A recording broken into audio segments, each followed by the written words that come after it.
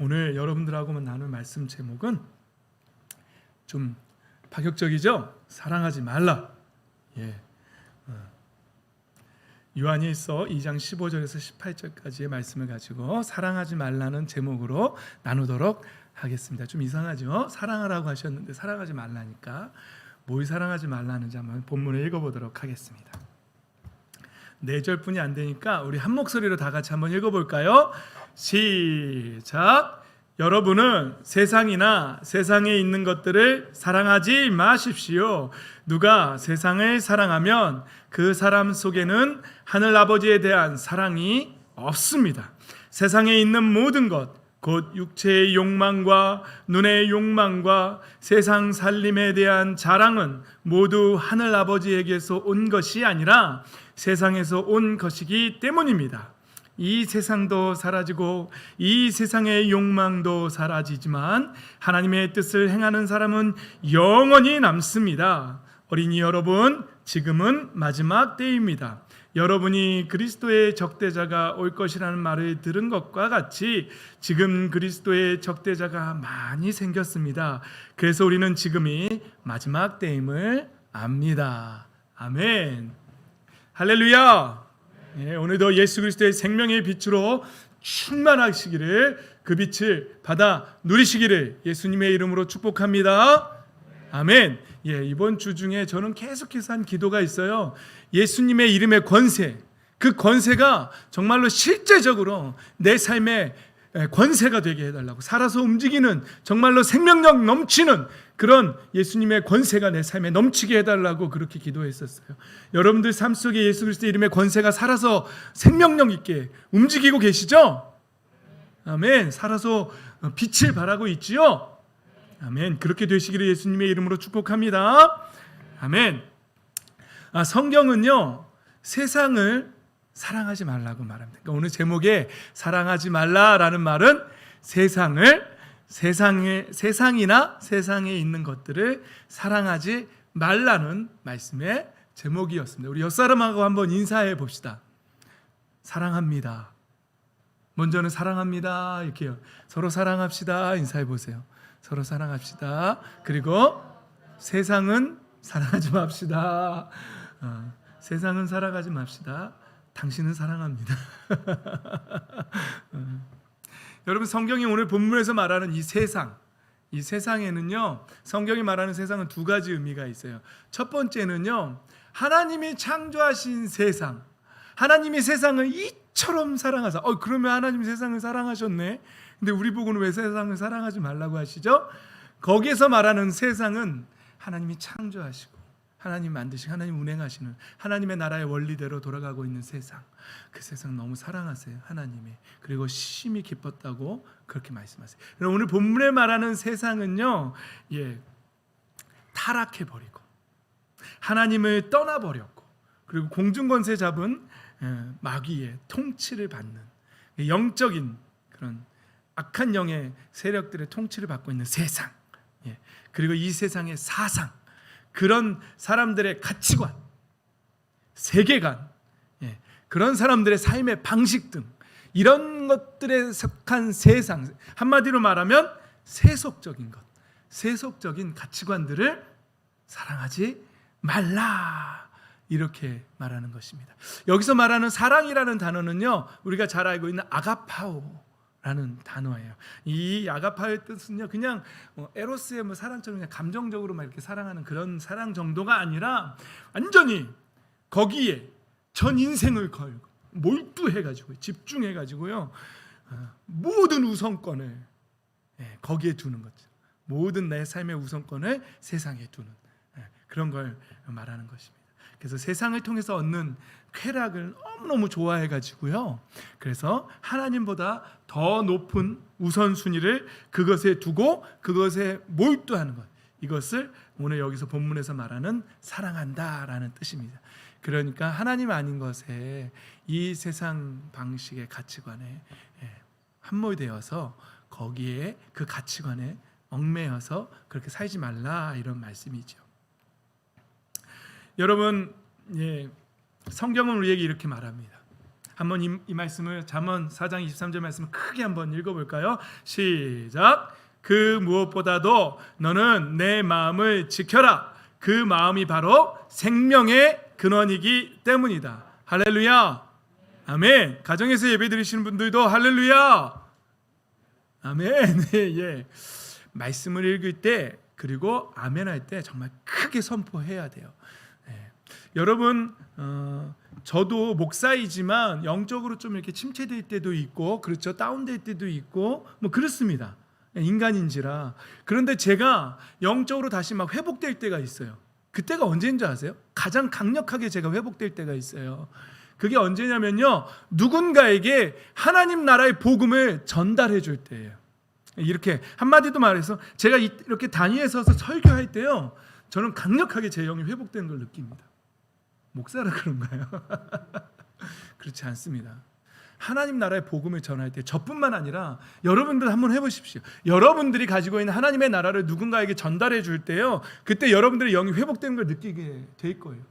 그래서 우리가 우리 입술로 하나님의 말씀을 선포하고, 하나님의 나라를 선포하고 외치고, 그리고 할렐루야 아멘 할 때 우리의 영이 반응하고, 우리의 육의 눈에는 보이지 않지만 우리의 영적으로는 놀라운 회복들이 일어난다는 것이죠. 할렐루야 아멘. 그래서 말씀을 읽을 때는요, 선포하듯이 쳐야 돼요. 어둠이 떠나가듯이 놀라고 깜짝 놀라요. 우리 이 말씀 한번 다시 한번 한 목소리로 가정에 있는 우리 어린이 친구들 크게 함께 읽어줘야 합니다. 시작. 그 무엇보다도 너는 내 마음을 지켜라. 그 마음이 바로 생명의 근원이기 때문이다. 아멘. 그렇습니다. 여러분 잘 생각해 보세요. 여기서 말하는 마음은요, 우리의 생각을 지키라는 거예요. 우리의 중심을 지키라는 거예요. 마음이 흔들리지 말고 세상을 사랑할까? 하나님의 나라를 사랑할까? 나 이 세상 사는 동안에 내 친구들은 다 이렇게 즐겁게 지내고, 술도 퍼마시고, 막 즐겁게 지내는데, 쾌락을 즐기고 있는데 나는 하나님의 나라만 바라보고, 나 이렇게 살다가 가면 나 되게 불행한 거 아니야? 되게 열심히 막 이렇게 그냥 세상적으로 살다가 죽기 전에 회개 딱 하면 안 될까? 이런 생각이 오기도 해요. 저도 20대 때 이런 생각 왔었어요. 여러분들도 가끔 오지 않아요? 젊은이 여러분, 그런 생각 오지 않아요? 뭐 안 오면 말고요. 다행이고요. 하나님께서 오늘 말씀은요, 우리에게 마음을 지키라는 거예요. 이런 생각 속에서 이렇게 할까? 좌로나 우로나 치우치지 말라는 것처럼 우리의 생각을 잘 지키라는 거예요. 여러분 잘 생각해 보십시오. 아담과 하와 이후로 계속되는 전쟁이 있어요. 아담과 하와 때부터. 어떤 전쟁이죠? 그게 바로 이 생각의 전쟁이에요. 계속해서 우리는 이 안에서요, 전쟁이 일어나고 있어요. 여러분, 가치관이 뭐죠? 가치관. 무엇이 더 가치 있냐? 어떤 사람은 이게 더 가치가 있고 어떤 사람은 이게 더 가치가 있어요. 그 가치를 보는 거에 대한 관점이 다르잖아요. 그게 가치관이잖아요. 여러분들은 어떤 가치관을 가지고 계십니까? 그리고 또 세계관이라는 게 있어요. 세계를 보는 관점. 세계는 이런 거야. 세계는 하나님이 창조하셨고 인간이 타락해버렸고 그리고 하나님이 다시 회복해가고 계셔. 그리고 완성될 거야 라는 그 세계를 보는 관점이 있는가 하면 아니야. 세상은 저절로 생겼고 진화했고 단백질에서 전기분해가 일어나서 단세포 동물이 만들어졌고 어떤 바위에 있던 물질이 막 녹아내려서 무기물이 되었고 유기물이 되었고 무기물에 하여튼 그런 거 있어요. 그래서 거기에 번개가 한번 쳐서 전기분해가 일어나가지고 갑자기 생명이 생겨났어. 그래서 이렇게 단세포에서 다세포에서 어류에서 양서류에서 파충류에서 그 유인원에서 포유류에서 원숭이에서 인간이 됐어. 그래서 우리는 막 살아도 돼. 본능에 충실하면 되라고 보는 그렇게 세계를 보는 관점도 있어요. 여러분들은 세상을 어떻게 보십니까? 여러분들은 창조의 관점에서 세상을 보십니까? 아니면 진화의 관점에서 세상을 보십니까? 이걸 바로 세계관이라고 해요. 그러면 그 세계관의 관점에서 세상을 막 해석해요. 생각의 틀이 막 돌아가요. 이걸 뭐라 그러죠? 이거 패러다임이라고 하는 거예요. 그리고 막 인간의 그런 진자는 이긴 자의 종이 된다. 이게 뭐냐면 헤게모니 전쟁이에요. 철학적으로 말하면. 그래서 헤게모니에서 지면 종이 되는 거예요. 왜? 그래서 세속적인 가치관에 우리가 지면 세상의 종이 되는 거예요. 그래서 세상의 많은 사람들이 이 생각의 전쟁에서 져서 세상의 종이 돼요. 그리고 세상을 즐기는 게 최고라고, 그것이 최고의 가치라고. 돈이 최고의 가치고, 돈이 없으면 불행하고, 돈이 있으면 행복하고, 성공하면 좋고, 실패하면 모든 삶의 관점을 성공에 두고, 남보다 더 잘 먹고 잘 살고 더 좋은 차 타고 좋은 집에 있고, 이런 것들을 세계를 보는 관점으로 보고 거기에 잠식당해서 헤게모니를 빼앗기고 패러다임이 그렇게 돌아가고 가치관이 그렇게 형성돼서 사는 사람도 있어요. 성경은요, 이 생각을 빼앗기지 말고 지키라는 거예요. 하나님의 나라로 가득 채우라는 거예요. 할렐루야, 아멘. 그런데 아담과 하와 이후로 우리는 이 전쟁을 하고 있다는 거예요. 가치관의 전쟁, 세계관의 전쟁, 패러다임의 전쟁, 헤게모니의 전쟁. 여러분 보세요. 창세기 3장 4에서 6절에 보면 뱀이 여자에게 와서 꼬시죠. 너는 절대 죽지 않는다. 네가 이거 먹으면 네가 하나님이 된다. 네 마음대로 할 수 있다. 라고 뱀이 유혹합니다.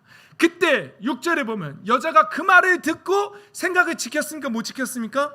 못 지켰죠. 그리고 그 선악과의 열매를 보니 어떻게 보이기 시작했어요? 먹음직도 하고 보암직도 하였다. 그뿐만 아니라 사람을 슬기롭게 할 만큼 탐스럽기도 한 나무였다. 생각을 빼앗기고 세상을 바라보면 그렇게 보인다는 것이죠. 이 세상이 그렇게 보인다는 것이죠. 우리는 아담과 하와 때부터 지금도 계속해서 우리는 이 영적인 전쟁을, 생각의 전쟁을 하고 있다는 사실입니다. 여러분, 이 생각의 전쟁이 얼마나 무서운지 아십니까? 극단적인 예를 하나 들어드릴까요? 이 생각이 얼마나 무서운 건지요. 여러분, 우리나라에는 아주 비극이 하나 있어요. 동족끼리 전쟁을 했던 6.25라는 동족 비극의 아픔이 있지요. 그때에 그 사람들을 사로잡은 패러다임들이 있어요. 그게 뭐죠? 한쪽은 사회주의, 그렇죠? 한쪽은 자유주의. 왜? 사람들이 갖고 있는 사상이 그렇게 있는 거예요. 그런데 이 사상이 얼마나 무서운 거냐면요, 서로 죽여버려요. 예를 들어서 볼까요? 사회주의를 잠식된 사람들, 어떤 땅을 많이 갖고 있는 그 뭐라 그러죠? 지주라 그러죠? 뭐 부르주아라고 해도 좋고요, 상류층이라고 해도 좋고요. 그런 사람을 보는 관점이 어때요? 사회주의, 한마디로 뭐 공산주의, 사회주의, 이 사람들 그때 6.25 때 어떻게 했나요? 지주들을 다 어떻게 했나요? 자유주의 입장에서 볼 때는 괜찮아요. 자기가 열심히 땀 흘려서 열심히 수고하고 애써서 돈 벌어서 땅도 살 수 있고요. 그렇죠? 그래서 괜찮아요. 그런데 사회주의 입장에서 보면 어떻게 해야 돼요? 죽여야 돼요. 빼앗아야 돼요. 지 혼자 잘 먹고 잘 사는 사람 빼앗아서 다 나눠줘야 돼요. 그러니까 그 이데올로기가 갖고 있는 사상이 같은 부자를 보고 생각이 달라요. 그리고는 전쟁을 하게 되잖아요. 그러니까 우리가 갖고 있는 이 생각이 얼마나 무서운지 몰라요. 그런데 우리는 사회주의와 자유주의의 전쟁을 하고 있는 것이 아니라 우리가 하고 있는 전쟁은 하나님 나라의 가치관과 세속적인 가치관의 전쟁을 하고 있다는 거예요. 만약에 여러분들이 세속적인 가치관에 함몰된다, 그것에 마음을 빼앗긴다, 그러면 세상을 어떻게 살아갈까요? 같은 걸 보고 생각이 다르죠. 하나님의 나라로 세계를 보는 세계관을 갖고 있는 사람이 세상을 보는 눈과 세속적인 가치관을 갖고 있는 사람이 세상을 보는 건 너무나도 다르다는 사실이지요. 그래서 제가 예전에 예를 한번 이렇게 들었죠. 제가 잘 아는 어떤 친구가 여자친구를 잠깐 사귀었는데 그 여자친구가 재미없다고 전에 사귀던 남자친구한테 갔다면서요. 근데 전에 사귀던 남자친구는 욕도 잘하고 술도 잘 먹고 좀 잘 논다면서요. 근데 그 여자친구의 입장에서 보면은요, 이 한 남자는 교회를 다니고 술도 안 먹고 욕도 안 하고 뭐 되게 모범적이고 막 이런 거죠. 그러니까 재미가 없어. 그런데 다른 남자를 봤더니 술도 제법 하고 성적인 개그도 막 되게 잘하고 막 싸움도 좀 잘하는 것 같고 잘 나가. 한마디로 잘 나가. 그러니까 이 자매가 볼 때 이 사람이 더 멋있어 보여. 그럼 이 자매가 갖고 있는 가치관은 뭐예요 도대체? 이 자매는 어떤 세계관에 세계를 보는 관점에 사로잡혀 있는 거예요. 이 자매가 하나님 나라로 가득 차 있습니까? 그렇지 않지요. 예. 여러분 요한복음 3장에 보면은요 니고데모라는 사람이 나옵니다. 이 니고데모는요 예수님을 한밤에 찾아갑니다. 다른 사람들의 시선을 피해서 부끄러웠는지 조용히 찾아갑니다. 그리고 선생님 어떻게 하면 난 선생님이 정말 하나님께서 보내신 사람이라는 걸 내가 믿는다고, 그렇지 않고는 이런 일들을 할 수가 없다고 막 예수님을 칭찬해요.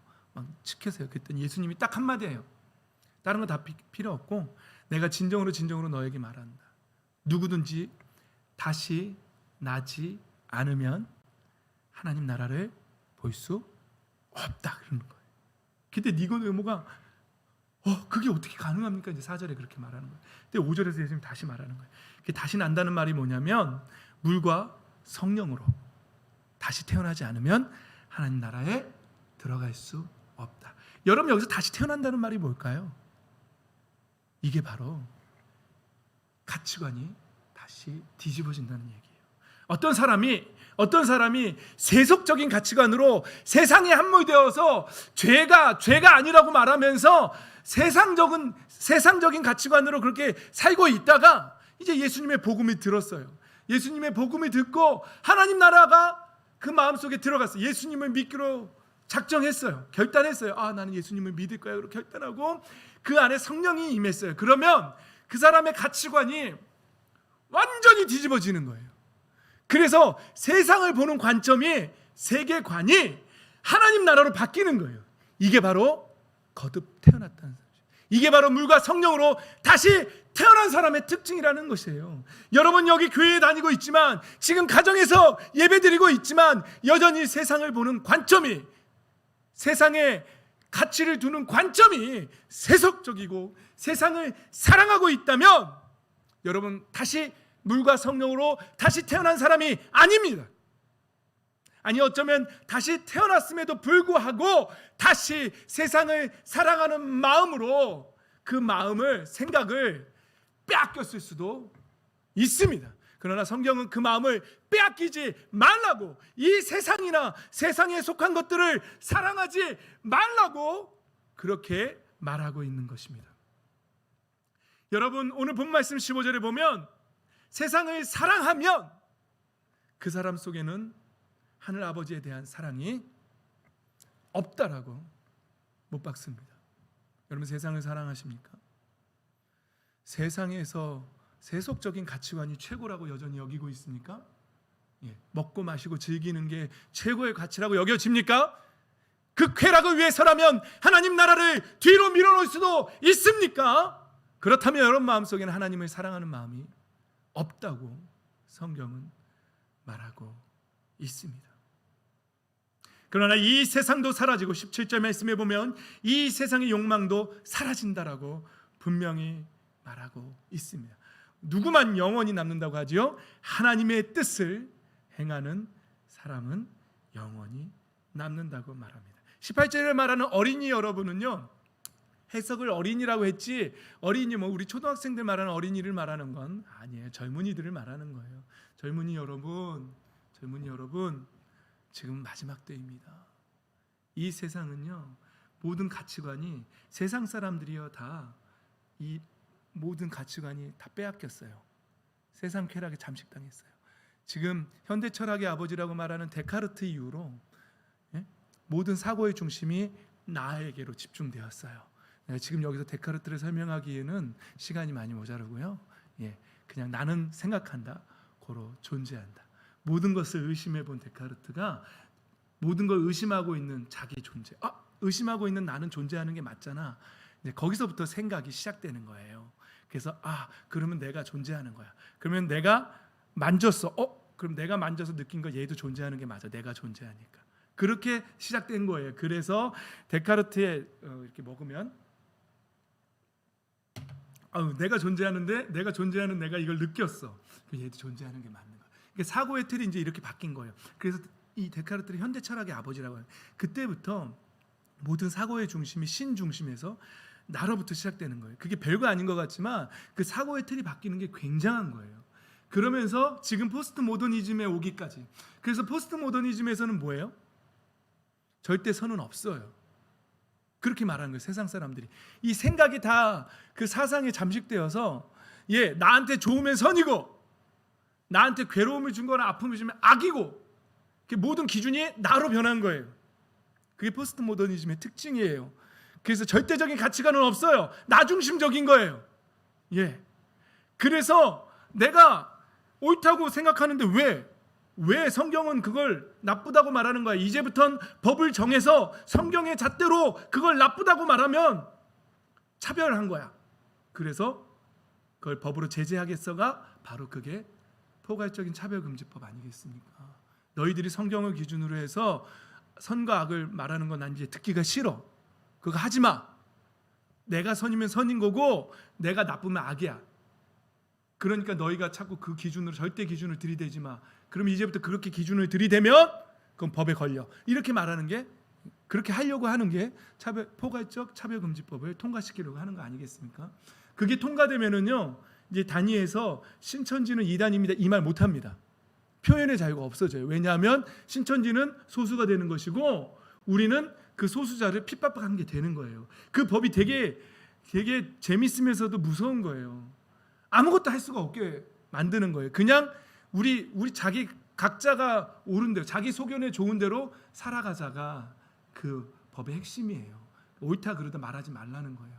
그러면 여러분들은 이제 모든 표현의 자유가 다 사라져 버리는 거예요. 그 법이 가지고 있는 악법이 바로 폐악이 그런 것입니다. 여러분 이 세상을 사랑하지 마십시오. 이 세상에 속한 가치관으로 살아가지 마십시오. 그래서 여러분들은 우리는 하나님의 나라로 가득 차야 합니다. 그래서 우리는 성경을 읽어야 되는 거예요. 그래서 성령님 도와달라고 하나님의 영을 구하는 거예요. 그렇지 않으면 우리는 24시간 세상 노래 듣잖아요. 그렇죠? 세상 영화 보잖아요. 드라마 보잖아요. 이게 다 뭐예요?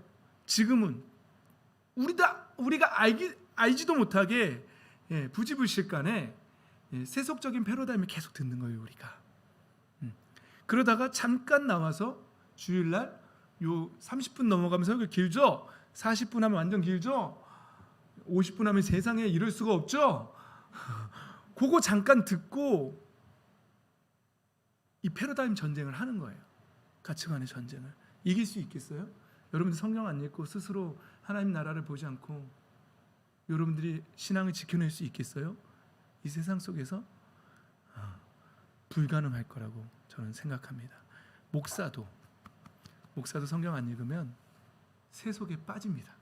그래서 여러분 목사님들이 처음부터 다 목사님들이 성적으로 타락하고 죄짓고 물질적으로 죄짓고 그러는 게 아니에요. 신앙생활 하다가 처음엔 뜨거웠죠. 처음엔 누구보다도 막 가치관과 세계관이 하나님 나라로 가득 차 있었죠. 그러다가 점점 야금 세상에 잠식돼 가는 거죠. 그걸 분별할 수 있어야 되는데 바로 어두움을 바로 분별해낼 수 있어야 되는데 분별 못하고 점점 조금씩 타락하다 보면 언젠간 그 목사님이 타락하는 일이 생기는 거죠. 그리고는 이제 PD수첩에 출연하는 거 아니겠습니까? 그러니까 그렇게 되지 않으려면 관종이 아니라면 나도 매스컴 한번 타보고 싶다는 뭐 그런 게 아니라면 항상 나 자신을 지켜야 합니다. 여러분 지난 주 중에 제가 TV를 보는데 지난 주 예배 드리고 집에 갔는데 무슨 TV 프로그램이 하나 하더라고요. 근데 거기에 출연자가 저거였어요.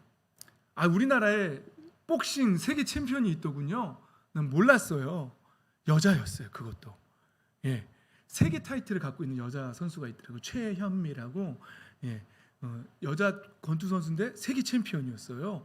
그런데 그 프로를 재밌네 그러고 보고 있는데 이제 그 여자분이 고백하는데 알고 봤더니 탈북민이었어요. 탈북한 사람이었어요. 그런데 그 여자분이 얘기해 주는데 아버지가 이제 북한식 표현을 하면 외화벌이죠. 외화벌이 무역 외화벌이에서 굉장히 높은 1인자였다 그러더라고요. 뭐 저는 그렇다니까 그런가 보죠. 그래서 그 출연진들이 와 그럼 완전 금수저였겠네요. 그러니까 그 여자분이 금수저를 넘어서 다이아몬드 수저였다 그러더라고요. 자기는 북한에서는 다이아몬드 수저였대요. 그런데 정말 먹고 사는 데는 아무 지장이 없는 그런 상황이었죠. 그런데 아버지가 자기한테 다른 세상이 있다는 걸 보여주고 싶다고, 이 세상 말고 다른 세상이 있다는 걸 알려주고 싶어서 함께 탈북했다고 하는 거죠. 그래서 이 여자분이 최현미 씨가 남한에 와가지고 대학을 다니고 막 그러면서 진짜 안 해본 아르바이트가 없답니다. 계속해서 아르바이트를 하면서 학비를 벌면서 처음에는 아버지를 원망했답니다. 아니 잘 먹고 잘 살고 있었는데 왜 남한에 와가지고 내가 이 고생을 하면서 살아야 되는 거야 막 그랬다가 나중에는 그걸 깨달았대요. 잘 산다는 것과 자유를 누린다는 것, 자유롭게 산다는 것은 다른 거구나라고 그렇게 표현하더라고요. 그분은 잘 산다는 것하고, 그러니까 잘 먹고 잘 사는 거, 그냥 물질적으로 풍요하게 잘 산다는 것과 자유를 누린다는 건 다른 거라는 걸 알았대요. 그래서 지금은 아버지한테 굉장히 감사하고, 자기가 북한에 계속 있었다면 권투로 세계 챔피언이 되겠다는 그런 꿈도 가질 수 없었을 거라고 그렇게 고백하더라고요. 그러면서 자기를 이렇게 자유의 나라로 오게 해주고, 그리고 꿈을 꾸게 하고 그 꿈을 이루면서 성취하면서 살게 해준 아버지한테 지금은 그 누구보다도 감사하게 자랑스럽게 존경하며 여긴다고 그렇게 고백하더라고요. 저는 그 말을 들으면서 그렇지, 이 마지막 때 이 세상을 살아가는데, 그리스도인들이 살아가는데 여러분 잘 먹고 잘 산다고 그게 정말 잘 사는 건 아니에요. 진짜 잘 사는 건요, 여러분 하나님의 나라를 아는 것입니다. 하나님의 나라가 무엇인지 깨닫고 하나님의 나라의 가치로 살아가는 것, 이것이 정말 진정한 영적인 자유를 누리면서 살아가는 삶인 줄 믿습니다. 아멘. 예, 아무리 이 세상에 돈 많고 부유하게 살아도요, 영적으로 눌리고 말이죠, 어두움의 일에 자꾸 참여하고 그렇게 살아가는 거는요, 참된 영적인 자유한 삶이 아닌 것이죠. 우리는 비록 이 땅에, 이 세상에 사는 동안에 좀 내가 세상과 타협하지 않음으로 말미암아 돈을 좀 못 벌 수도 있어요. 예, 성공 뭐 좀 못해, 그래도 하지 말라는 게 아니에요. 예, 돈 벌지 말라는 게 아니에요. 잘 이해하세요. 기독교 청년들이 말씀을 좀 잘못 받아들여가지고 굉장히 비전도 갖지 않고 좀 이상한 꿈을 꾸는 사람들이 있어요. 헛되니 모든 것이 헛되도라, 이 말씀을 지금 그 말씀은 이렇게 세상을 사랑하는 게 헛되다는 말씀인데, 세상 안에서 하나님 나라의 비전을 품는 것조차도 그냥 헛돼, 그냥 이렇게 살다 가는 게 최고야, 이렇게 말씀을 받아들이고 교회에 있는 청년들이 비전을 품지 않는 거예요. 그래서 정말 일꾼으로 데려다 쓸래도 막 다 비리비리하고 뭔가 비전이 없고 메가리가 없고 막 그렇다는 거예요. 장로님들이, 세상 사업을 하고 있는 장로님들이 교회에 있는 청년들을 좀 데려다가 회사에서 좀 중요한 직책을 맡기고 좀 멋지게 좀 사용에 같이 뭐 해보려고 해도 기독교 청년들이 너무 메가리가 없다는 거예요. 말씀을 잘못 받은 거예요. 세상을 살아가지 말라는 거지, 이 세상에 살아가면서 하나님 나라의 비전을 품고 살아가는 여러분 되시기를 예수님의 이름으로 축복합니다. 아멘. 예. 세상을 사랑하지 마시고 하나님 나라의 비전을 품고 살아가십시오. 이 땅 위에서, 그러나 이 세상의 성공 때문에 타협하지 말라는 거예요. 이 세상의 쾌락을 쫓아가지 말라는 말씀입니다. 여러분 이제 한번 보십시오. 성경에 하나님은 하나님의 영을 우리 안에 부으시고 우리를 성전 삼으시겠다고 하시잖아요. 기억하시죠? 예. 고린도전서 3장 16절 말씀인가요? 너희들이 하나님의 성전인 것, 하나님의 영이 너희 안에 거하시는 것과 너희가 하나님의 성전인 것을 알지 못하냐고 말씀하잖아요. 하나님이 우리를 성전 삼으셨다는 것은요, 아담과 하와 이후로 세속적인 패러다임과 하나님 나라의 가치관의 전쟁에서 하나님이 조금이라도 타협할 마음이 있으시다는 거예요, 없으시다는 거예요? 없다는 거예요. 하나님은 우리 안에 하나님의 영을 부으시고 아예 우리를 하나님의 성전으로 삼으시고 하나님의 자녀들을, 하나님의 백성들이 이 세상에 살고 있지만 이 세상에 속하지 않은 자들로 철저하게 하나님의 나라로 하나님의 영과 함께 성령님과 함께 동행하는, 정말로 세상에 속하지 않은, 조금도 세상에 속하지 않은 사람들로 살아가길. 하나님은 단 0.01%도 타협할 마음이 조금도 없으십니다. 할렐루야. 아멘. 제가 그래서 이 예를 예전에도 들었잖아요. 유사모님, 남편을 사랑하시지요? 0.1%라도 다른 여자랑 공유할 마음이 있습니까? 죽음이지요. 그렇습니다. 우리 하나님도 하나님의 자녀들이 0.00001%도 세상과 타협하는 거 절대로 용납할 마음이 없으십니다. 하나님이 우리를 성전 삼으셨다는 말은 절대로 타협할 마음이 없다는 말씀이에요. 하나님 앞에서 그렇게 살아가시길 바랍니다. 세상에 속하지 마십시오. 세상을 사랑하는 마음이 오면 예수 그리스도의 이름의 권세로 끊어내십시오. 떠나가라. 나를 유혹하는 세상의 것들아, 나를 쾌락의 길로 이끌려고 하는 세상의 것들아, 예수의 이름으로 명하노니 떠나가라. 끊어져라.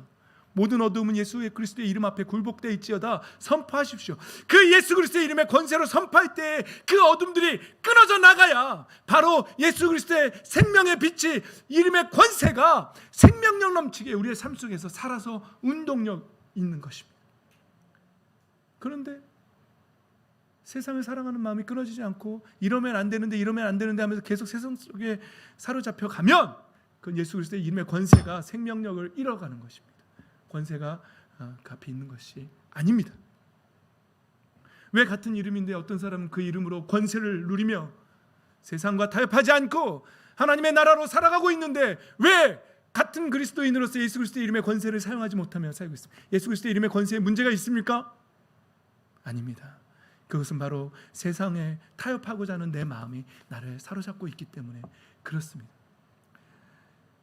우는 사자와 같이 삼킬 자를 찾고 있다라고 하는 말이 무엇입니까? 우리의 생각을 빼앗아가려고 원수마귀가 우는 사자와 같이 우리의 생각을 잠식하려고 지금 울부짖고 있다라고, 깨어서 근신하고 기도하라고 베드로 사도는 그렇게 말하고 있지 않습니까? 성령의 전신갑주를 입으라고, 악한 자의 관계를 싸워 능히 이기라고, 믿음의 방패를 들라고 사도 바울 선생님 말하고 있지 않습니까? 이 땅에 사는 동안에 우리가 어떻게 살아야 하는지 돌아보시고 생각하시기 바랍니다. 우리는 하나님의 성전입니다. 성경은 세상을 사랑하지 말라고 말합니다. 여러분, 성령 충만이라는 것이 무엇입니까? 여러분, 이 땅에 교회에 나와가지고 주야 하면서 막 부르짖고 왜 성령 충만한 겁니까? 그렇지 않습니다.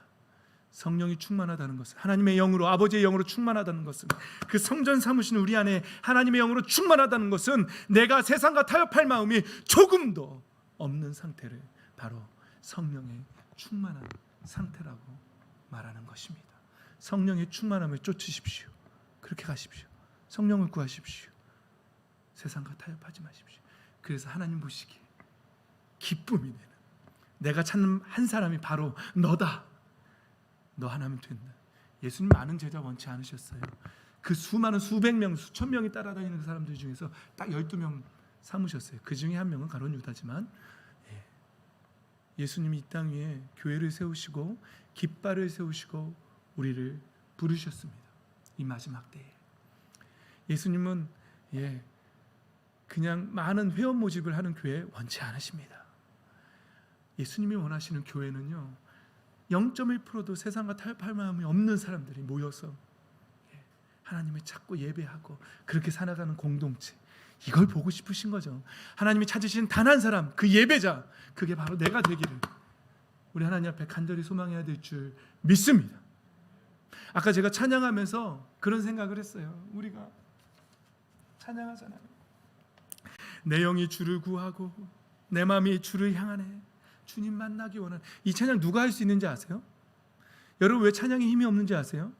우리 안에 세상과 타협할 마음이 있는 사람들은요, 채우소서 이거 못합니다. 정말로 하나님의 영으로 나를 성전 삼으신 하나님의 영으로 가득 찬 사람들, 세상과 타협할 마음이 전혀 없는 사람들, 내가 지금 내 목숨이 끊어진다 할지라도 이 세상과 타협할 마음이 조금도 없는 사람들이 바로 이 찬양들을 두 손 높이 들고 찬양할 수 있는 거예요. 외칠 수 있는 거예요. 그래서 그 사람이 찬양하는 모습을 보면 그 사람이 얼마나 몇 퍼센트는 하나님의 나라에 있고 몇 퍼센트는 세상에 있는지 그게 보이는 거예요. 1%도 없는 사람들이 온전한 마음으로 주 없는 나의 삶은 메마른 사막과 같네, 주 품에 날 안아주소서 하고 외칠 때에 바로 그 전심으로 하는 찬양을 바로 그런 사람들이 부를 수 있는 것입니다. 사랑하는 우리 찬양팀 여러분, 제가 하는 말들이 그거예요. 여러분들 기술적으로는 정말 멋있는데 만약에 여러분들 마음속에 세상과 타협할 마음을 가지고서 아주 조금이라도 1%, 2%, 3% 이 정도는 괜찮겠지. 교통사고 나도 6대4 나오는데 한 40% 이하면, 절반 이하면 괜찮지 않겠어? 이런 마음으로 세상과 타협할 마음을 가지고서 아무리 멋지게 한다고 해도 하나님 그거 기뻐하시지 않으십니다. 그러나 기술적으로 좀 부족해도 좀 빨라지고 느려지고 뭐 좀 틀리고 코드 틀리고 막 음정 떨어지고 좀 그래도요, 만약에 그 사람의 마음속에 세상과 타협할 마음이 전혀 없다, 그런 상태에서 건반을 누르고 기타를 치고 드럼을 치고 찬양을 외치고 있다면 하나님 그 찬양 기뻐 받으시는 줄 믿습니다. 우리는 그렇게 신앙생활을 해야 합니다. 이 땅에 예수 그리스도의 깃발을 들고 주의 군사로서 그렇게 살아가야 합니다. 그렇게 생각이 뒤집어진 사람들이 거듭난 사람들입니다. 진정으로 성령으로 거듭난 사람들, 그렇게 하나님 앞에 예배하는 저와 여러분이 되시기를 주 예수 그리스도의 이름으로 축복합니다. 아멘. 찬양합시다. 우리 채우소서 합시다.